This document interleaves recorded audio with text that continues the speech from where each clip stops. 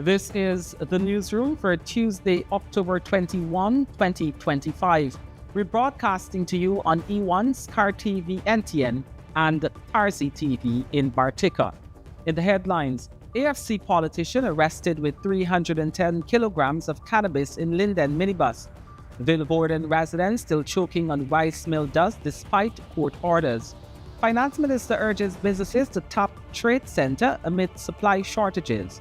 Smart city cameras lead to arrests in Faynel Brewster murder investigation. Diwali lights brighten Georgetown, spotlighting President's One Guyana kitchen. And in sport, West Indies win super over to level ODI series against Bangladesh. Government vows to preserve South Dakota Circuit for intended purpose.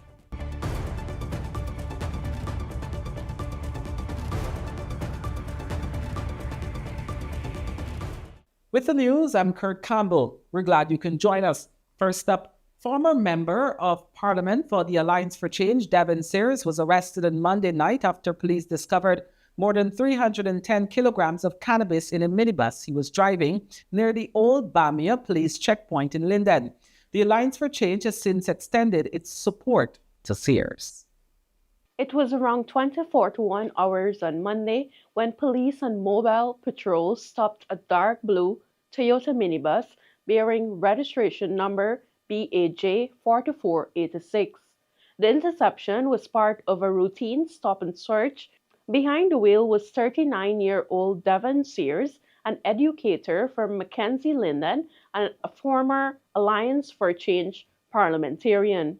He was accompanied by 69-year-old Albert Sandy, a farmer from Takama Waterfront, Upper Berbice River. The vehicle, police say, is registered to the Region 10 Tourism Committee, Incorporated. Officers say Sears appeared nervous. He was sweating profusely, and when asked what he was transported, he replied, quote, "I'm transporting tourism plants," unquote. That explanation quickly fell apart when ranks opened the back of the bus. Inside, police found 22 bulky black plastic bags and 4 large brown canvas bags packed with leaf, seeds, and stems suspected to be cannabis. The drugs weighed 310 kilograms, which is about 685 pounds. Both men were immediately told of the offense, arrested and cautioned before being taken to the Mackenzie police station. Police say Sandy later told investigators that the marijuana belonged to him and that he had paid Sears to transport him to Bartica. Both men remain in custody as the investigation continues. The bus prompted a response from Sears' political party, the Alliance for Change. In a statement, the Alliance for Change said it has noted reports of Sears' arrest, confirming that while he remains an active party member, the principle of innocent until proven guilty must be upheld. The Alliance for Change reaffirmed its commitment to integrity, accountability, and lawful conduct, stressing that it does not condone any act that violates the laws of Guyana or undermines public trust. The statement urged the public and the media to allow the judicial process to take its course and to avoid speculation that could prejudice the outcome of the investigation. The Alliance for Change concluded by saying the party extends its support to Sears as he faces the challenges ahead. Reporting for the newsroom, Sharda Bacchus. We tell you now that residents of Vilvoorden and neighboring Fairfield and the Essequibo Coast say they are living in ashes, still struggling to breathe as thick dust and smoke from a nearby rice mill continue to blanket their community. Despite years of complaints and a court order, the pollution persists, leaving families frustrated and desperate for action. For more than a decade, residents have accused the Vilvoorden Investment Incorporated rice mill of destroying their quality of life. Homes, crops, and entire yards remain covered in fine dust, while smoke from burning paddy husk fills the air daily. School from Vilvoorden was arrested after entering the mill's compound and throwing a container of muddy material inside the office. The act, described by villagers as a desperate protest, led to his release on $15,000 station bail pending a court appearance. Following the incident, residents took to social media, accusing both local and central authorities of neglecting their suffering. Many say they have been living under a constant haze for years, with children and the elderly most affected. The Environmental Protection Agency has confirmed that the long-running dispute remains before the court. The agency says the mill has until December to comply with directives aimed at curbing the pollution. Among those directives is the immediate removal of massive heaps of paddy husk stored on the compound, one of which has been burning and releasing smoke across the community. Despite these orders, residents say conditions have not improved. Daily videos posted online show thick dust clouds swirling through yards, coating rooftops, and blanketing nearby farmland. Public protests have been ongoing since 2022, with calls growing louder for tougher enforcement. Efforts to contact the owner of the rice mill were unsuccessful, but some villagers have appealed for balance, noting that the business has existed for over 40 years and provides jobs and income to farmers who sell their paddy there. They argue that solutions must protect both livelihoods and the environment. Still, residents insist they have exhausted every option, filing complaints with the EPA, writing to regional officials, and taking legal action, all while the pollution continues to choke their community. Local businesses were on Tuesday urged by Senior Minister with responsibility for finance, Dr. Ashley Singh, to invest and expand amid Guyana's rapid emergence as a global trade player. Speaking at the official launch ceremony of the World Trade Center Georgetown, a first of its kind in the Caribbean community CARICOM, Dr. Singh said the country's record-breaking trajectory highlights the need for more supply.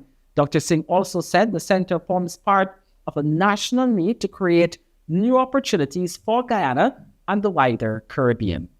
There is an unmet demand, or indeed premium rums. There is more demand than we're able to produce today for literally every single category of goods and services. And so what that has done is that it has created extraordinary expansion in every single sector of the economy. It is for this reason that President Ali has consistently emphasized the importance of us enlarging the economic space in which we operate. It is precisely for that reason that from the very first day that President Ali assumed office, he restored to the top of the policy agenda the importance of us improving our physical connectivity with our neighbors, building out, for example, the road to Brazil, which remains a project of the highest priority, collaborating with our neighbors to the east, Suriname, to build a bridge across the Corentyne River to Suriname in collaboration with our Surinamese counterparts. Because President Ali's vision is that if you are a producer of goods and services in Guyana, you must seamlessly be able to trade. The establishment of the World Trade Center Georgetown is a most timely development. It comes at precisely the right moment in our country's economic history, and we see it as having tremendous potential, particularly in relation to unlocking trade opportunities for the rest of the Guyanese private sector. Police have made a major breakthrough in the investigation into the murder of 28-year-old Faynel Brewster, who was shot and killed on Sunday in West Rhinefeldt, Georgetown. Investigators say footage from the government's smart city surveillance system was instrumental in tracing the suspects, leading to multiple arrests. The brutal killing of Faynel Brewster sent shockwaves through her family and the community of West Rhinefeldt in Georgetown. Brewster was shot dead on Sunday by two gunmen who followed her brother home on a black XR motorcycle. The gunmen allegedly wanted her brother's motorcycle, which he had recently purchased. Last night we were outside, me and my sister, and her boyfriend was outside in the yard, sit down, we drinking and gaffing as per normal. All I see, my brother come home on his motorbike, then another bike come up behind me.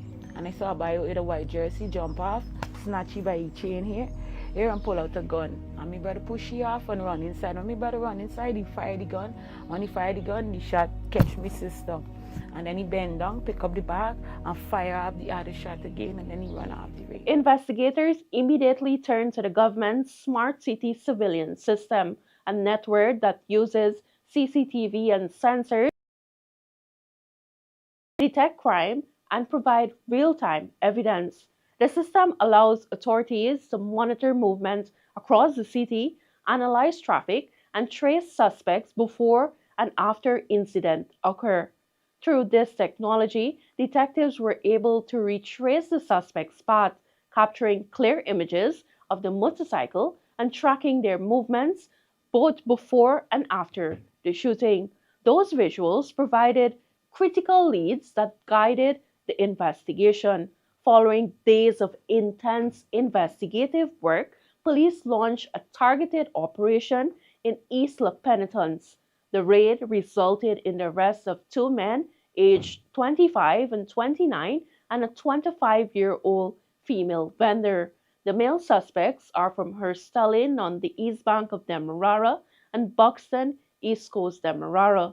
During a search of the property, police discovered 50 live rounds of 9mm ammunition and a black Honda XR motorcycle believed to have been used in the crime.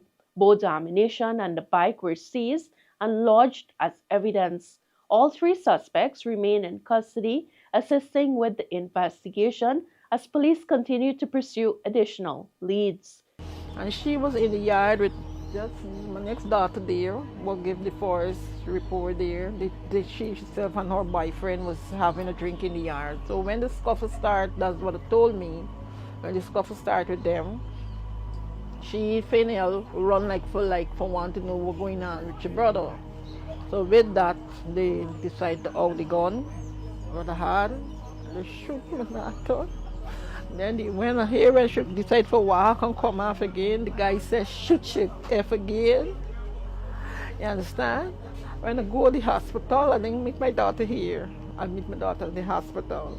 And I go, I witness my daughter already died. That is what you call cold-blooded murder. All I just asking for justice for my daughter.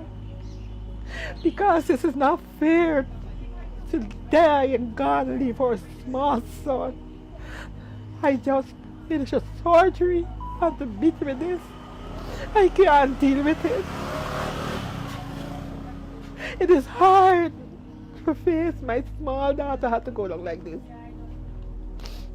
And I think it's my time now something needs to be done with these young people coming for do people things for your own thing. The Guyana Police Force says the Smart City Surveillance System, already credited with solving several high-profile crimes, continues to play a critical role in improving public safety and ensuring criminals are swiftly brought to justice. Faynel was a mother of one. Investigations are ongoing. Reporting for the newsroom, Sharda Bacchus. From homes and temples to streets and public spaces, Diwali celebrations illuminated the country on Monday night. In Georgetown, the spirit of the festival was on full display as the president's One Guyana kitchen on Main Street opposite State House glowed with lights, color, and community cheer.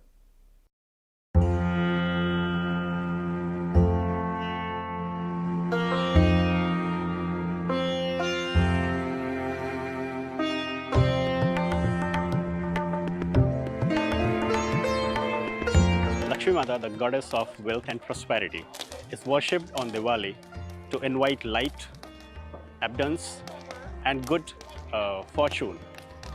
Her blessings symbolize the victory of light over the darkness.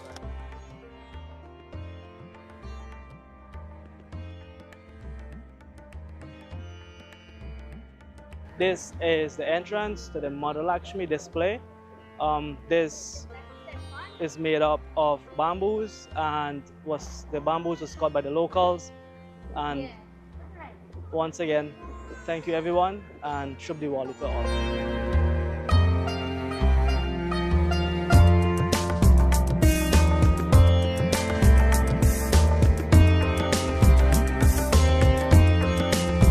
Our depiction here is basically Diwali, and our main deity is Mother Lakshmi, who is the goddess of light, of wealth, of prosperity. So as you can see, she is the main aspect in this design. Also a diya at the top, representing light and prosperity. And of course, the main attraction is the fountain. And as you can see, the fountain is basically made of a kalash, which is flowing of prosperity and overflowing abundance. Also around we have the lotus flowers, which are part and parcel with Mother Lakshmi, representing purity and abundance and everything that goes along with her. And Diwali, of course. I would like to wish very happy and prosperous Diwali to all Guyanese from Vishwa Hindu Parishad, Guyana. When the newsroom returns, Nandlal to make banking easier in Guyana. And President Ali announces mapping of the city's drains, housing stock, and recreational parks. Stay with us.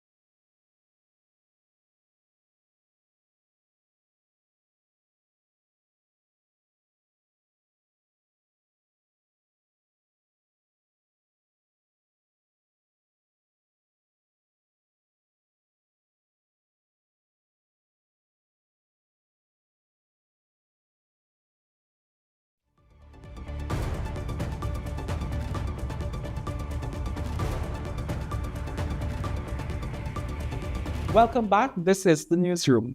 Attorney General Anil Nandlal has reassured that the government is actively working to remove unnecessary obstacles in Guyana's banking system to make it easier for citizens to open bank accounts and access financing.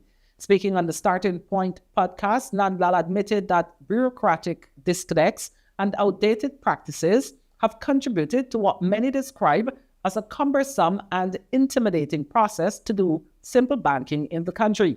From opening an account to accessing capital for small businesses, he explained that in a recent meeting with the banking sector, following a directive from President Dr. Irfan Ali, many of the issues being complained about were not fundamental problems, but rather a lack of clarity and engagement. When things go right, you don't hear anything. But when things go wrong, they go say the Attorney General. Well, they are sector ministers. I'm not blaming anybody. But the point is that I assume that, once the thing is passed, these main institutions such as banks and insurance companies and major players in the commercial sectors, I know that they have competent lawyers and competent batteries of lawyers. And I assume that, they would have the lawyers go through. But the reality is that is not happening. So in my recent engagement, I learned that.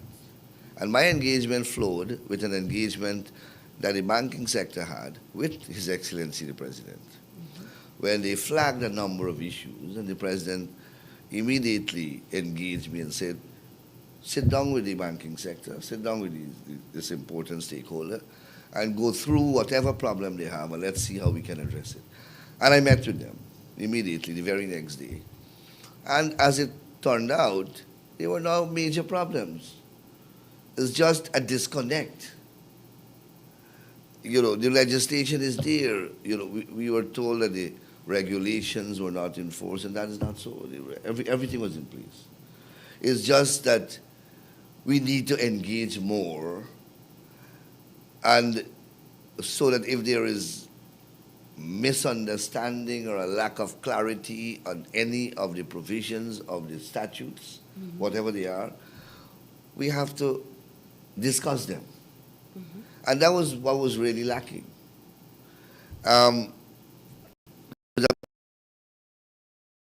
We had to bring something into operation. And we agreed after discussion that it will be up and running Tuesday. So one meeting clarified what was described as a huge number of issues. Just one meeting. And it was just clarifications. There was no hurdle that, was of any substantial nature. The People's Progressive Party Civic PPPC administration is actively pursuing the full rescue of Georgetown, with President Dr. Irfan Ali revealing plans for a major mapping initiative of the drainage, housing stock, and recreational facilities across the capital city. Your government is actively pursuing the full rescue of Georgetown. We have to clean it up, fix it up, nice it up, and place it among the most beautiful city in this region. I know, Bishop, that we'll do it. There's not a choice. I don't know who gave you a choice. And I want to say to you, from now, that we're going to start working in an accelerated way. But the people of Georgetown, you will have choices to make. And we want you to walk the long journey with us. I've already directed that a full mapping and condition survey of every drain in the city be done, placed on GIS, and after that, we will launch a massive drainage program across every street, every alley, every single area in Georgetown. I've asked for a full mapping of all the housing stock in Georgetown. so that we can develop a sustainable urban housing plan that would ensure the housing stock issue in the city is dealt with. I've also asked for a mapping of every recreational facility and a condition survey so that we can invest in recreation to bring a quality of life in the city that leads to wellness. As Guyana's economy continues to evolve, the newly launched World Trade Center Georgetown is stepping up to help local businesses navigate the complex work of exporting goods to international markets, according to the chairman of the center, Kumal Samaru. Samaru last week said he believes the facility can play a pivotal role in bridging the knowledge gap and preparing Guyanese entrepreneurs for global trade. So if somebody today go and try and sell a Demerara rum in Europe that doesn't come from here, they're committing a criminal offense. If you have a name registered and somebody else is going after that, then that's a civil action. So we will do our best to bring that kind of knowledge to bear on the business community in Guyana so they can all be better equipped. We are trying to empower people and empower businesses to be more internationally trade oriented and to see their market beyond the Guyana market. In that way, we're going to build more foreign exchange earnings for the country and diversify the economic base of the country. Once you are registered, you are protected. But if you use that trademark in a jurisdiction where somebody else has it registered, then you have a problem. You're infringing on their trademark. We will try as much as we can to bring the knowledge of the regulations to bear. Okay, and it's then up to individual entrepreneurs to try and follow those. When the newsroom returns, the financial weather and bridge reports along with sport news with Avinash Ramzan. That's it for me, Kirk Campbell. Take care.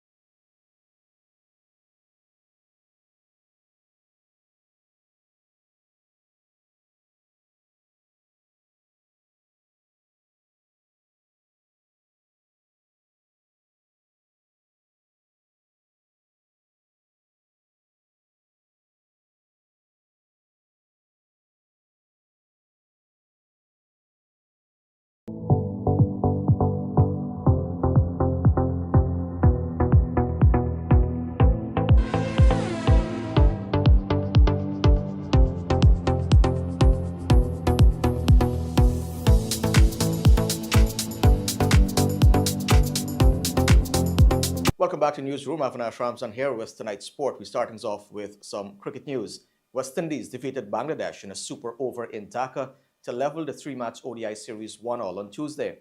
After both teams made 213 of their 50 overs, West Indies managed 10 for 1 in the super over, and Bangladesh responded with 9 for 1, left-arm spinner Akil Hussain holding his nerves to deliver the win. West Indies used 5 spinners, the first team in the history of the game to bowl spin for 50 overs, as Bangladesh made 213 for 7 with Soumya Sarkar making 45, Rashad Hussain 39 not out, and Mehdi Hassan Miraz 32 not out. Gurukesh Moti took 3 for 65, Alec Atenes 2 for 14, and Hussain 2 for 41. In reply, West Indies made 213 for 9 with skipper Shea Hope anchoring the chase with an unbeaten 53, Casey Carty making 35, Atenes 28, and Justin Greaves 26. Rashad Hussain took 3 for 42, Nazum Ahmed 2 for 38, and Tanvir Islam 2 for 42. The teams meet again on Thursday from 3 hours 30 with a win for either side, guaranteeing a series victory. Now, the left-arm spinner Akil Hussain admitted that he almost messed up bowling the super over for West Indies against Bangladesh in Dhaka. Entrusted with defending 10, Hussain delivered 2 wides and a no ball, but managed to restrict Bangladesh to 9 for 1 to pull off a series levelling win after both teams made 213 from their 50 overs. Hussain arrived as a last-minute injury replacement and immediately made an impact on the series. In the actual game, he picked up 2 for 41 and made a crucial 16. Speaking after the match, Hussain reflected on West Indies' batting and did move to bowl all 50 overs of spin, the first time such has happened in the format. I don't think I have anything left in me again, buddy. Got to the hotel at 4 a.m., but it's part of the job. And once you commit to something and once you give your word, you better be ready to turn up and give 100%, no excuses. And I almost messed it up, but thankfully, I took the team home in the end. It's a tricky pitch. It's not one that is turning at a fair pace. The ball is jumping a bit. So for me, to the left-hander was definitely to make him hit square. He's quite a powerful guy, so I think that if he has arms, he can hit through the line easy. So for me, it was just trying to spin the ball from close as possible on a good length and force him to hit square, because that square boundary was quite big. I won't say we have cracked the code, I think we need to show a lot more batsmanship, especially from maybe it's a difficult job to ask the lower order to hang in against, you know, some good spinners, and obviously it's a fairly used ball as well. So I think we need to learn from this game. We looked like we had it covered from early on, and we just, you know, took it for granted and allowed them to get back in the game. So that's one wrong that we have to fix. And I think once we do that, and we can set up the game, hopefully we can win that third one easier. I mean, yeah, when you look at its surface and what it's doing, it makes little sense asking your fast bowlers to run up and exert that kind of effort to get results on that pitch.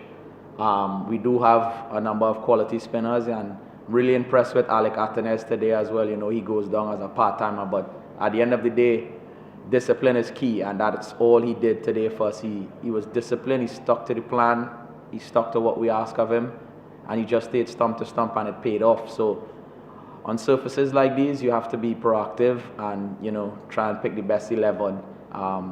Whether it be the best bowling combination or your batting combination. If you can see today, we stuck to left-right combination. So it's all about doing what requires to get home to win that match. Now, Kevin Buddy is rapidly pushing his case for a recall to the Guyana Harpy Eagles squad, leveraging a commendable run of form for Essequibo in the ongoing Queensway Senior Intercounty Super 50 Cup. The right-handed opening batsman has been a pillar of consistency and aggression. He currently ranks as the second leading run scorer in the tournament with 157 runs, highlighted by 2 half-centuries. Crucially, his strike rate sits at a healthy 95, indicating a modern and fluent approach at the top of the order. Buddy, now 32, played only 1 List A match for Guyana way back in January 2016. However, the national team has failed to capture the Super 50 title since 2005, so the Harpy Eagles think tank could consider a revamped squad for the upcoming tournament. Despite his excellent form, Buddy remains outwardly focused on the team's immediate success. After his match-winning 53 against the GCB Select 11, he remarked that he was happy to play his part in the team's success. Buddy will have one more final chance to impress the selectors when Essequibo takes on defending champions Demerara in the tournament final on Saturday, November 1st at Hampton Court. His scores in the tournament so far are 29, 74, and 54 not out. I'm trying, to be honest, I'm trying to do my best each and every game. I ask God for health and strength and to help me to do my best. That's all I could ask for. And with your performances, I know you know straight to this intercounty level, double 100 and whatnot, but how much is that extra push motivating you to probably, you know, get into the senior colors? To be honest, I'm not really studying about that. I'm just trying to enjoy my cricket. You guys are now the team to beat. It's been good for us for the past couple of years. It's about eight of us come through the ranks right through, and we're gelling and we're pulling the youngsters with us. So it's a good feeling, and hope we could improve more on our batting feeling and our bowling as well. We tell you now that as government continues to work closely with the Guyana Motor Racing and Sports Club, the GMRNSC, to enhance the profile of the sport, Minister of Culture, Youth and Sport Charles Ramson Jr. said discussions are ongoing to preserve the South Dakota Circuit for its intended purpose. Speaking on Friday evening at the launch of the Caribbean Clash of Champions, slated for November 2nd, and the GMRNSC's 70th anniversary, Minister Ramson Jr. highlighted government's investment in the sport over the last 5 years, foremost among them the extension of the South Dakota Circuit. The minister pointed out that efforts are afoot to prevent the misuse of the facility by those, quote-unquote, unconnected to motor racing, as he further highlighted a deliberate partnership between the government and the GMRNSC to elevate the sport. As we continue to chart this new direction, we need to do this in a very sensible way. Sustainability will always be the hallmark by which we chart and navigate the direction that we go. It must be the direction that we use, or the hallmark by which we use to chart that direction. We must not build white elephants, build them only for one event. If whatever we build, all of the facilities that we build, even though grand in nature in their conception, they must be designed in a way where they will be used consistently. That's why I have started the engagement with the GMRNSC over the last few weeks to start that planning process moving forward. And all of the problems that exist, for example, where persons use the track not with the kind of regard or respect, persons unconnected to motor racing, they use the track not in the kind of regard or respect that is required. You are not going to be able to go to an international motor racing facility like Silverstone and think you can just go and drive a truck on the track. You cannot go and enter the facility without having the right vehicles and using it for the right purpose and ensuring that safety is a priority when it's being used. So government is making the decision now that we will move in the direction of having the facility being preserved for the purpose that it was intended to be used for. Tell you now that President of the Caribbean Association of National Olympic Committees, CANOC, Keith Joseph, has hailed Guyana's progress in sport over the years and the country's economic rise among Caribbean nations.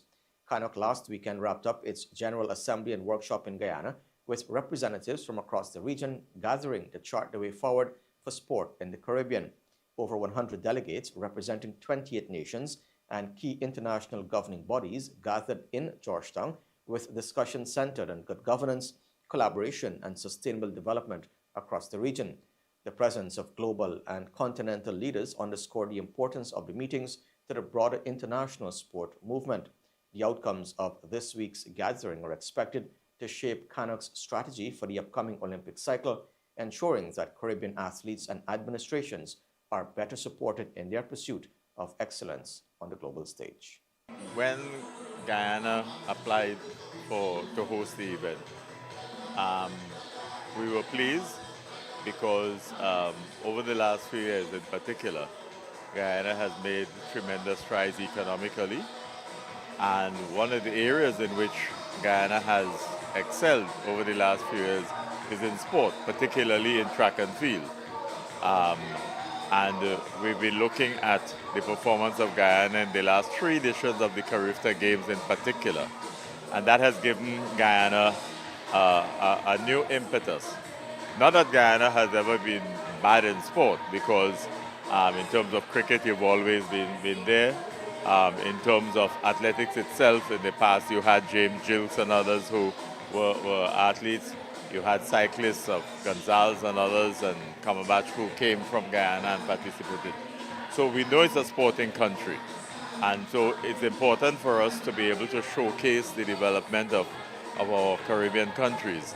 And even though Guyana is in the Olympic movement associated with South America, we nonetheless have had Guyana as a founding member of the CANOC, in the same way that it's a founding member of Carifta and CARICOM. So we are happy that we've seen Guyana come through some very difficult economic circumstances and have now taken their place rightfully among the sporting nations in the Caribbean. You did mention as well earlier in the year about that strategic plan that mirrors the one of the Guyana Olympic Association as well. Tell us a bit over the next 3 years what we can expect in terms of implementation of that plan. Well, look, in terms of our own regional development in sport, we believe that sport has a place as a strategic pillar in national development and, by extension, regional development. So what we want to do is to assist our members in building capacity, in preparing for succession planning so that we have successive generations of leaders, in terms of gender equity, so facilitating our women alongside our men folk in terms of the overall development. And the foundation must be sport for all. It must be physical education and sport in the school system from the earliest ages, and to take our athletes through in a more deliberate manner in terms of the planning and preparation for the big league. I think that what we are experiencing in cricket, for example, may really have to do with the fact that we have not paid enough attention to the pathway from an early age. So the sense of national pride, the sense of regional pride, and the desire to achieve, I think is something that we haven't really developed at a cultural level in our athletes. So the strategic plan is to take us to a pathway where we build our brand, where we engage in higher levels of communication among our members, and where we work together as members of the Caribbean sport fraternity to locate sport as a critical pillar in national and regional development. And I think if we do that, we will be as successful as any other nation. And with that, we've come to the end of the news for this evening. Of course, you can find updates on these and other stories on our website, newsroom.gy, and all social media platforms. On behalf of the entire news team, I'm Avinash Ramzan. Thanks for watching. Do have a great evening. See you back here tomorrow.